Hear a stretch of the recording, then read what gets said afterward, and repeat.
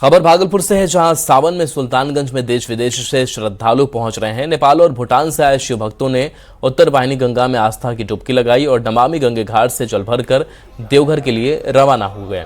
नेपाल के जनकपुर से पहुंचे श्रद्धालुओं में खासा उत्साह दिखा। विदेशों से आए कांवरियों ने सुल्तानगंज में बेहतर व्यवस्था के लिए बिहार सरकार और जिला प्रशासन का आभार जताया।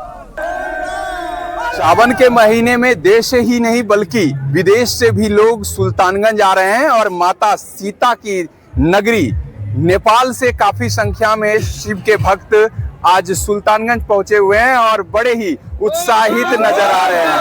तस्वीरों में देख सकते हैं कि ये सभी जो शिव के भक्त हैं वो माँ जानकी की नगरी से आज पधारे हुए हैं। माता सीता की नगरी से आए हैं, बाबा भोले के पास जा रहे हैं। जी हाँ, हम लोग माँ जानकी के जन्मभूमि जहाँ जनकपुर है 2 नंबर प्रदेश के, हम लोग वहाँ से आए हुए हैं और बड़ी खुशी की बात है और बहुत अच्छा भी लगा।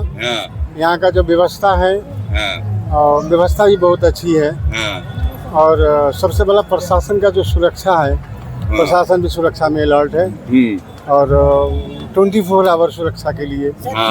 कितने सालों से यात्रा हो रही है? लगभग हम 6 साल से आ रहे हैं रेगुलर। पहले से ये साल कुछ परिवर्तन है, देखने में है और रहने में भी है, चलने में भी है।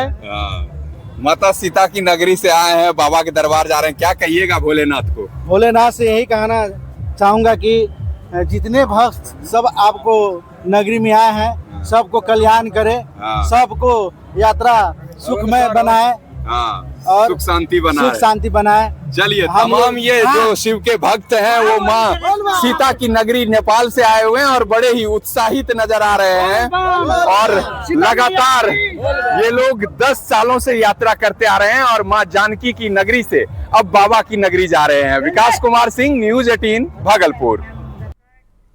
अगली खबर नालंदा से है, जहां राजगीर के व्यवहारगिरी पर्वत की सबसे ऊंची चोटी पर बेलवा डोब तालाब की खुदाई नहीं होने से तालाब सूखने लगा है। इससे तालाब की पानी रिश्ते हुए गंधक के सहारे ब्रह्मकुंड पहुंचता था, लेकिन बारिश नहीं होने के कारण तालाब सूखा पड़ा है। कभी इस तालाब में मगध साम्राज्य के राजा जरासंध हर रोज स्नान कर सिद्धनाथ मंदिर में जाकर भोलेनाथ की पूजा करते थे। स्थानीय लोगों ने तालाब की उड़ाई की मांग की। पहुंचे नालंदा जिले के अंतर्राष्ट्रीय पर्यटन स्थल राजगीर में, जहाँ देख सकते हैं राजगीर व्यवहारगिरी पर्वत का बेलवा डोब तालाब है और बेलवा डोब तालाब पहुंचने के लिए जो है काफी दूरी तय करना पड़ता है। 550 फीट ऊंची सीढ़ी चढ़ाई करने के बाद जो है जंगल के सहारे जो है बेलवा डोब पहुंचे हुए हैं और यहाँ आना सुरक्षा से जो है कम नहीं माना जाता है, क्योंकि यहाँ पर लोगों को आने के लिए प्रतिबंध लगा दिया गया है और ये सुरक्षा की दृष्टि से काफी महत्वपूर्ण माना जाता है, क्योंकि यहाँ पर जो है काफी जंगली जानवर है और ये चारों ओर जो है बता दें कि यहाँ पर देख सकते हैं चारों ओर जंगल ही जंगल है और यहाँ पर देख सकते हैं ये बेलवा डोब तालाब है और बेलवा डोब तालाब का उड़ाही के लिए जो है काफी मशक्कत करना पड़ेगा, क्योंकि इस तालाब का नाम है बेलवा डोब और जहाँ पे आप खड़े हैं ये व्यवहारगिरी पर्वत की सबसे ऊंची चोटी है और इसी तालाब से जो है पानी यहाँ जमा होता था। इसी तालाब से ये पानी रिस के कुंडों तक पहुंचता था, क्योंकि पहाड़ में गंधक है, यहाँ पानी ठंडी पानी होती थी और गंधक से टकरा के वो गर्म हो जाता था। हाल में ये जानकारियां मिलती है कि मगध सम्राट के राजा महाराजा जरासंध ने इस तालाब का निर्माण कराया और बगल में बाबा सिद्धनाथ का मंदिर का भी निर्माण उन्होंने ही करवाया। तो यहीं पे वो स्नान करके वहां पे वो पूजा करने जाया करते थे। इसका ये भी महत्व है। लेकिन आज भी तालाब मौजूद है। हाँ, बिल्कुल तालाब मौजूद है, लेकिन बारिश की वजह से तालाब नहीं, ये फुटबॉल का एक प्लेग्राउंड बन चुका है। एकदम होना चाहिए। हम लोग बहुत दिन से हम लोग देखते आ रहे हैं कि वहाँ पे पहले होता था, लगता है साफ सफाई ज्यादा होता था, इसलिए ना कि वन विभाग की तरफ से 25-30 को तालाब मैंने जंगल में खताता था, मैंने पशु पक्षी जानवर के लिए। उसी तरह से बेलवा डोब भी खताता था पशु पक्षी जानवर के लिए पानी पीने के लिए। अभी तो ऐसा होता है नहीं। नालंदा से न्यूज़ 18 से कुमार। अगली खबर गोपालगंज से है, जहां जिले में एंटी रैबीज इंजेक्शन की किल्लत से मरीज परेशान है। मॉडल सदर अस्पताल समेत स्वास्थ्य केंद्रों में पिछले 12 दिनों से इंजेक्शन का स्टॉक खत्म है। कुत्ता, सियार, बिल्ली या अन्य जानवरों के काटने के बाद मरीजों को बाहर से महंगे दामों पर इंजेक्शन खरीदना पड़ रहा है।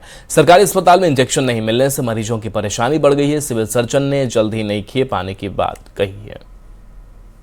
गोपालगंज के मॉडल सदर अस्पताल में एंटी रैबीज इंजेक्शन पिछले 12 दिनों से खत्म हो गई है। इंजेक्शन के लिए इस वक्त मरीज सदर अस्पताल में पहुंच रहे हैं और यहाँ भटक रहे हैं। उन्हें निजी अस्पतालों से महंगी दाम पर इंजेक्शन खरीदकर दिलानी पड़ रही है। गोपालगंज में तकरीबन हर रोज 25 से 30 लोग एंटी रेबीज इंजेक्शन के लिए पहुंच रहे हैं। यहाँ पर आवारा कुत्ता, सियार और बिल्ली के काटने से पीड़ित होकर मरीज लगातार अस्पताल में पहुंच रहे हैं और ऐसे में जिले भर के सरकारी अस्पतालों में पिछले 12 दिनों से एंटी रेबीज इंजेक्शन खत्म हो गई है। इंजेक्शन नहीं मिलने की वजह से मरीजों की जो परेशानी है वो बढ़ती हुई नजर आ रही है। जो मरीज है वो लगातार परेशान है और सरकार से, स्वास्थ्य विभाग से इंजेक्शन की मांग कर रहे हैं। हालांकि civil surgeon doctor Mohammad Israil ने कहा है कि स्वास्थ्य विभाग से इसकी डिमांड की गई है और इंजेक्शन आते ही मरीजों को उपलब्ध कराई जाएगी। देखना होगा कि स्वास्थ्य विभाग कब तक इस मामले पर संज्ञान लेता है और एंटी रेबीज इंजेक्शन सरकारी अस्पतालों में उपलब्ध करा पाता है। गोविंद कुमार, न्यूज 18, गोपालगंज।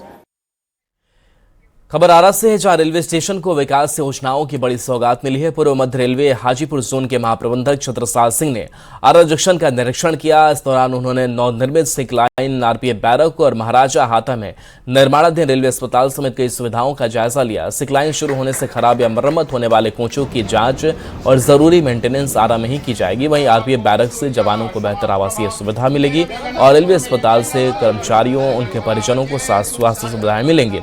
इस दौरान जीएम ने स्टेशन की यात्री सुविधाओं और लंबित योजनाओं की समीक्षा